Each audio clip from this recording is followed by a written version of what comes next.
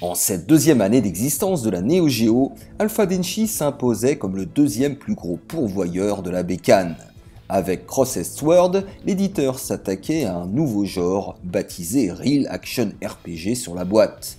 Il sera réédité 3 ans plus tard sur Neo Geo CD au prix de 4800 yens, au lieu des 21 800 yens de la version cartouche, ce qui permit aux moins fortunés de s'y essayer.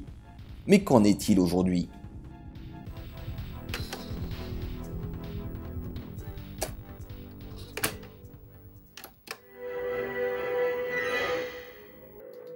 Crossed Sword semble faire écho aux très moyens de Super Spy, sorti quelques mois auparavant.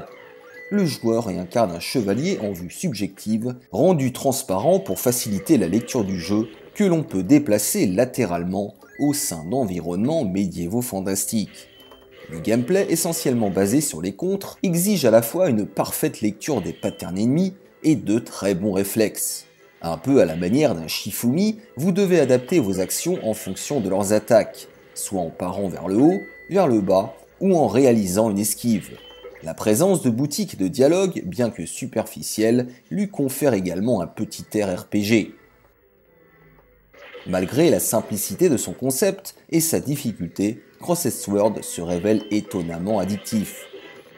Mais la question qui nous taraude est celle de la valeur ajoutée de cette édition CD, outre son prix inférieur. Une mémoire défaillante ne verrait ici aucun changement vis-à-vis de la version AES, à part la présence de quelques temps de chargement, 25 secondes environ au boot, puis une microseconde avant chaque stage, une paille. Rien de neuf non plus du côté des musiques. Elles nous reviennent à l'identique, alors que son univers dark fantasy, plutôt attractif, aurait bien mérité une réorchestration.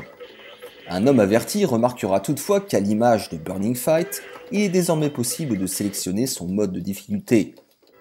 Le jeu devient plus accessible en mode easy et bénéficie en outre de crédits infinis. Un petit mot sur le pad Neo Geo CD qui apparaît ici plus que dispensable que jamais, à cause de la relative mollesse de sa croix. Le stick carré plus raide semble bien plus adapté aux spécificités de ses contrôles. Après Magician Lord, Ninja Combat et Blues Journey, Alpha Denshi alimentait une nouvelle fois la ludothèque de la Neo Geo avec un jeu au concept original. À mi-chemin entre le FPS et le hack and slash, Crossed Sword bénéficie d'une direction artistique soignée et d'un gameplay ciselé, quoique trop simpliste et répétitif.